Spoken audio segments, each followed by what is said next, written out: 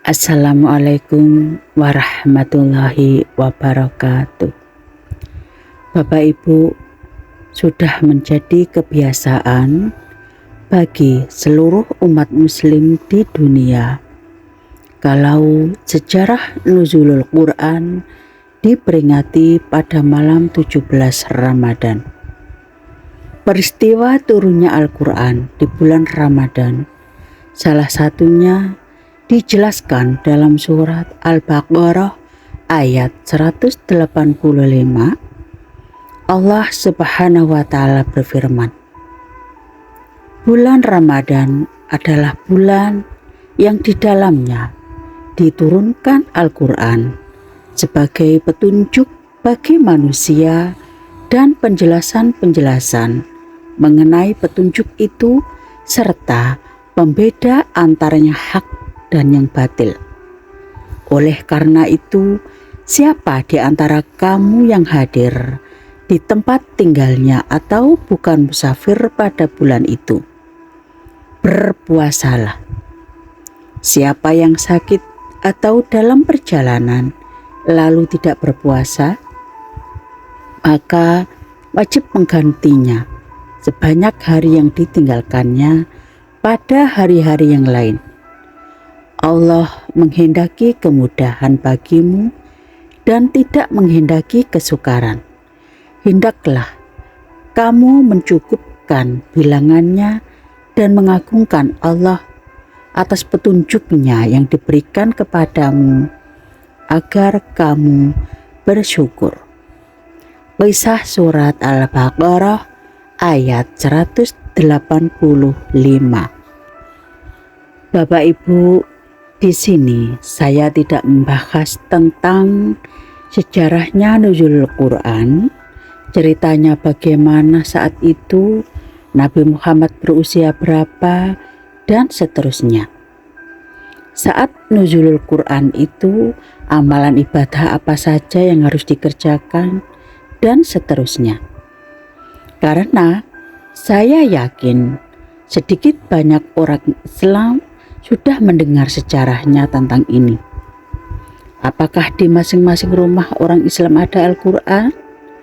Jawabannya ya, ada. Terlepas dari itu, saya yakin ada banyak yang pandai membaca Al-Quran tetapi tidak mengerti maknanya.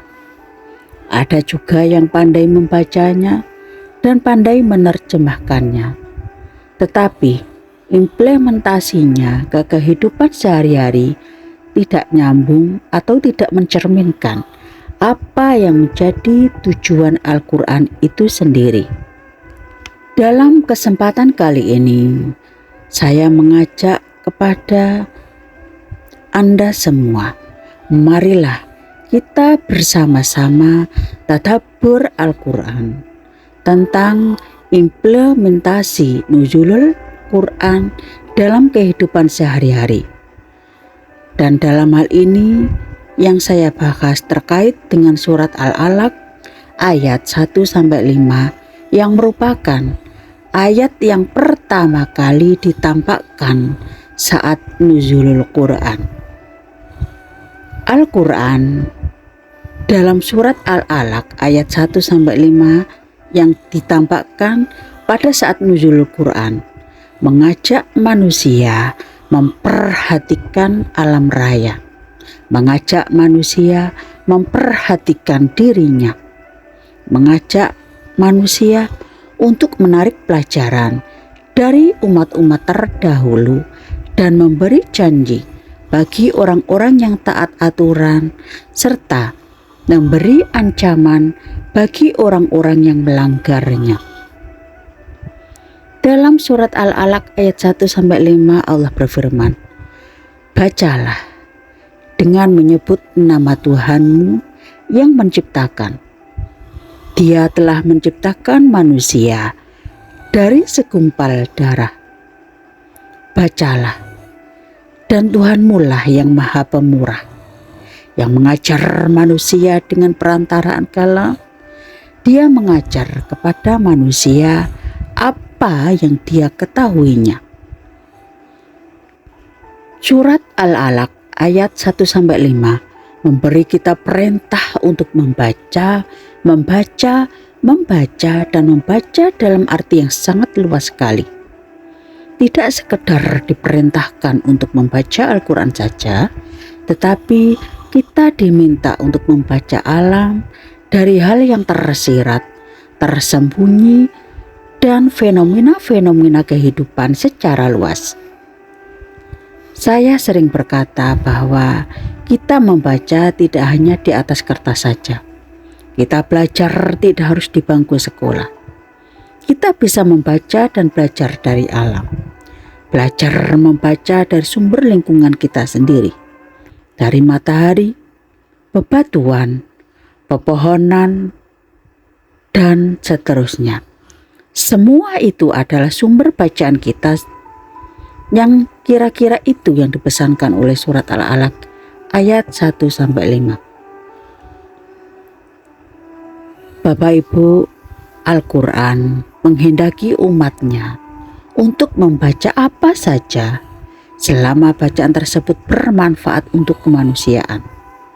Karena wahyu pertama yang diturunkan kepada Nabi Muhammad SAW tidak menjelaskan apa yang harus dibaca. Dari sini kita bisa menyimpulkan bahwa untuk mendapatkan capaian hasil yang kita inginkan, kita harus pakai akal pikiran atau logika. Kita baca hamparan alam yang disuguhkan kepada kita dengan jangkauan pengetahuan yang kita miliki. Kalau kita pembisnis, kita baca peluang dan pasaran. Kalau kita pemimpin, kita baca papan catur permainannya secara logika dengan akal pikiran kita. Kalau kita ahli sains tentang alam, kita baca alamnya, dan seterusnya. Kita harus pakai kecerdasan, pakai trik atau strategi yang menggunakan akal pikiran dalam mewujudkan hasil yang kita inginkan. Allah sendiri memberi kita perintah untuk memakai logika dalam mencapai suatu hasil. Katakanlah, wahai Muhammad, aku hanya menganjurkan kepadanya satu hal saja, yaitu berdirilah karena Allah, berdua-dua atau bersendiri-sendiri, kemudian berpikirlah. Kisah surat 34-36. Loh ya, Allah sudah berfirman toh, kalau kita dianjurkan untuk mempergunakan akal pikiran kita dalam mencapai hasil. Bapak Ibu, di momen peringatan Nuzulul Quran yang sudah terlaksana di malam 17 Ramadan itu, selain yang sudah saya sampaikan di atas, Nuzulul Quran dimaknai dengan mengaplikasikan Al-Quran dalam kehidupan sehari-hari. Membaca Al-Quran kita jadikan kebiasaan guna menambah amal ibadah dan diharapkan dapat memotivasi diri kita sendiri untuk meningkatkan kualitas pengamalan keagamaannya. Meskipun kita tidak mengerti maknanya pun dibaca saja, harapkan ridha Allah, ya toh. Paling tidak kita dengan terbiasa membaca Al-Quran, ada beberapa manfaat yang bisa kita dapatkan, yaitu 1, akan mendapatkan pahala serta mendapatkan kebaikan selama kita selalu membaca Al-Quran serta mengamalkannya. Manfaat yang kedua, akan meningkatkan derajat di hadapan Allah Subhanahu wa Ta'ala serta mendapatkan kemuliaan di sisi manusia, terutama kemuliaan di hadapan Allah Subhanahu wa Ta'ala. Manfaat yang ketiga, selalu dirahmati Allah dan mendapatkan perlindungan dari malaikat. Manfaat yang keempat, dengan terbiasa membaca Al-Quran adalah dapat memberikan syafaat ketika di hari kiamat. Manfaat yang kelima, akan membuat seseorang tersebut menjadi seseorang yang berperilaku mulia dan baik. Manfaat terbiasa membaca Al-Quran yang keenam, terselamatkan dari dunia dan akhirat. Dan manfaat yang ketujuh, dapat membuat seseorang menjadi lebih tenang pikirannya dan tidak selalu memikirkan dunia yang hanya sementara ini. Manfaat yang kedelapan, untuk anak yang soleh-solehah, dia takut jika nanti orang tuanya akan masuk neraka.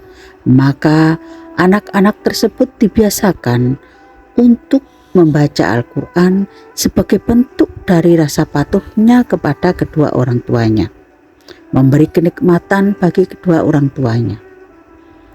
Demikian ngaji Rasa bulan Ramadan tahun 1445 Hijriah hari ke-19, di mana keutamaan hari ke-19 puasa Ramadan, semua malaikat langit dan bumi minta izin kepada Tuhannya untuk berziarah ke kuburan kalian jika kalian sudah mati nanti.